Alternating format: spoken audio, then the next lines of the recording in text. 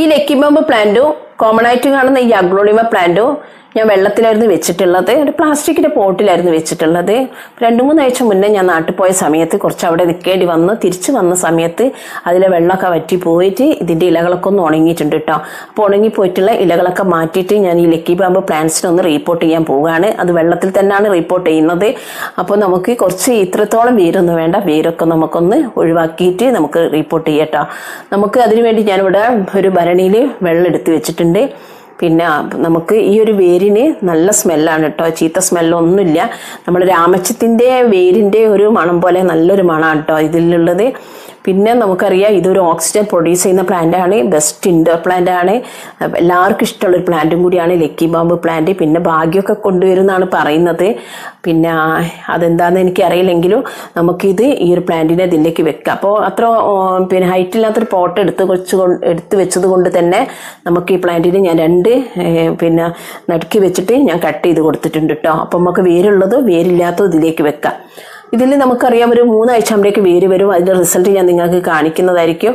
അപ്പോൾ വേര് വന്നതിന് ശേഷം നമുക്ക് വേണമെങ്കിൽ നമുക്ക് NPK ഉണ്ടെങ്കിൽ നമുക്ക് ഒരു നുള്ളെടുത്തിട്ട് ഇത്തിരി എടുത്തിട്ട് 1/2 സ്പൂൺ എടുത്തിട്ട് നമുക്ക് ചെറിയൊരു പേപ്പറിൽ പൊതിഞ്ഞിട്ട് വെള്ളത്തിലേക്ക് ഇറക്കി കൊടുത്തിട്ടുണ്ടെങ്കിൽ ഇവർക്ക് നല്ല ഫെർട്ടിലൈസറാണ്, നല്ലൊരു ഗ്രോത്ത് ആവട്ടെ, ചെടിക്ക് നല്ല ഒരു ഗ്രോത്ത് ഉണ്ടാവും.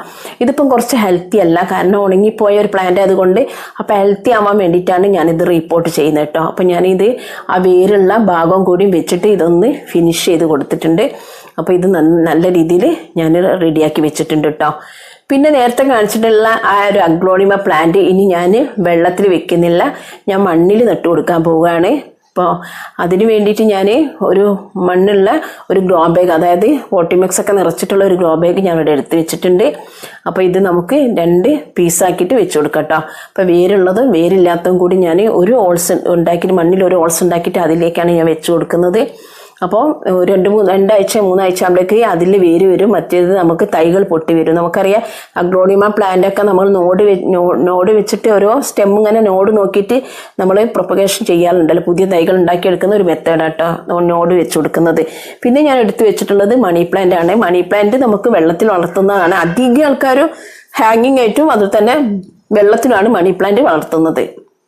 അതിനൊരു കാരണം നമുക്ക് ഈസി ആയിട്ട് വളർത്താൻ പറ്റും കേട്ടോ. മണി പ്ലാന്റിനെ വെള്ളത്തിൽ ഈസി ആയിട്ട് വളർത്താൻ പറ്റും. ഒരുപാടൊന്നും ഇലകളൊന്നും വലുപ്പം വെക്കൂല. നമ്മൾ ചട്ടിയിലോ അല്ലെങ്കിൽ നിലത്തൊക്കെ നട്ടിട്ടുണ്ടെങ്കിൽ മണി പ്ലാന്റിൻ്റെ ഇലകളൊക്കെ നല്ല വലുപ്പത്തിലായിരിക്കും ഉണ്ടാകുന്നത്. അപ്പോൾ എല്ലാവർക്കും വീഡിയോ ഇഷ്ടപ്പെട്ടോ?